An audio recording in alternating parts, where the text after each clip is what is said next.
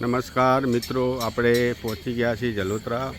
અહીંયા એક વિશાળ કેમ્પનું આયોજન ચાલી રહ્યું છે અને અહીંયા હાલથી જ સેવાઓ ચાલુ થઈ ગઈ છે કેમ્પની। એટલે અહીંયા યાત્રાળુઓનો વિસામો હાલથી ચાલુ થઈ ગયો છે, તો આપણે ત્યાંના સેવન શેખને મળીએ। અહીંયા હાલ રાતનીના કામકાજ ચાલુ છે અને અહીંયા 4-5 મિત્ર ઊભા છે।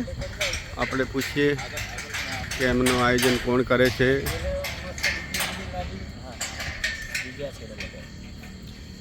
હેલો, બોલો સાહેબ, તમે કયા ગામના છો? જુનાડીસા। અને તમારું આ કેમ્પનું નામ શું છે? જય અંબે યુથ મિત્ર મંડળ જુનાડીસા ધરપડા ખીચડી કઢી સેવા કેમ્પ।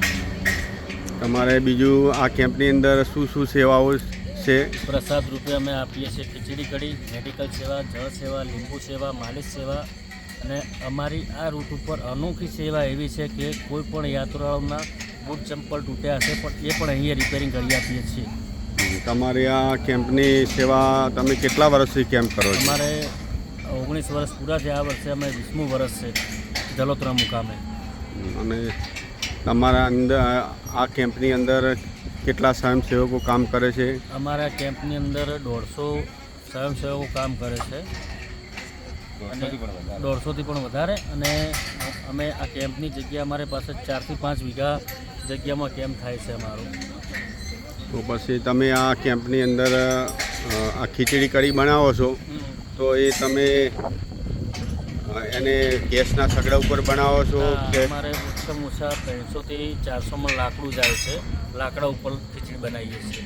એટલે તમે એકદમ યાત્રાળુને શુદ્ધ અને સાત્વિક આહાર આપો છો?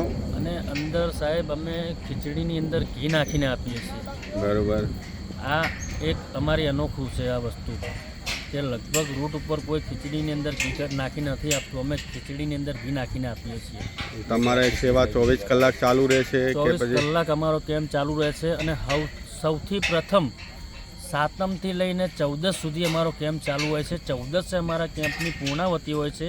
એ દિવસે અમે જલોત્રા ગામ તથા આખું ગામ, સ્કૂલો અને GB staff, police staff, dairy staff, સરકારી હોસ્પિટલ સ્ટાફ અને ગામના આગેવાનો એ બધાએ અમારા ત્યાં પ્રસાદ લેવા પધારે છે। અમે આમંત્રણ આપીએ છીએ ત્યાં। પહેલી તો અમે આ જગ્યાના માલિકને ખૂબ ખૂબ આભાર માનીએ છીએ કે અમને જ્યાં સુધી કેમ્પ કરશો ત્યાં સુધી અમને જગ્યા ફ્રી ઓફ આપે છે। પ્રવીણભાઈ દલજીભાઈ ભટોળ એમના પરિવારનો અમે ખૂબ ખૂબ આભાર માનીએ છીએ। હા, અમે અહીંયાથી નીકળીએ છીએ તો અમે દેખીએ છીએ કે તમારા કેમ્પ સૌથી પહેલાં ચાલુ થાય છે અને 15 દિવસ પહેલાં પણ યાત્રાળુ અહીંયા જમતા જ હોય છે અને બધા પછી તમારો કેમ્પ પૂરો થાય છે। એટલે આજે અમે તમારી લગભગ 25-30 યાત્રાળુને ભોજન આપ્યું છે। એટલે અમે જોઈને જ આજે આવ્યા કે તમારા હજી સાહેબ આજ રાતે બી કામ ચાલુ છે। હા હા, જય અંબે, જય અંબે, જય અંબે।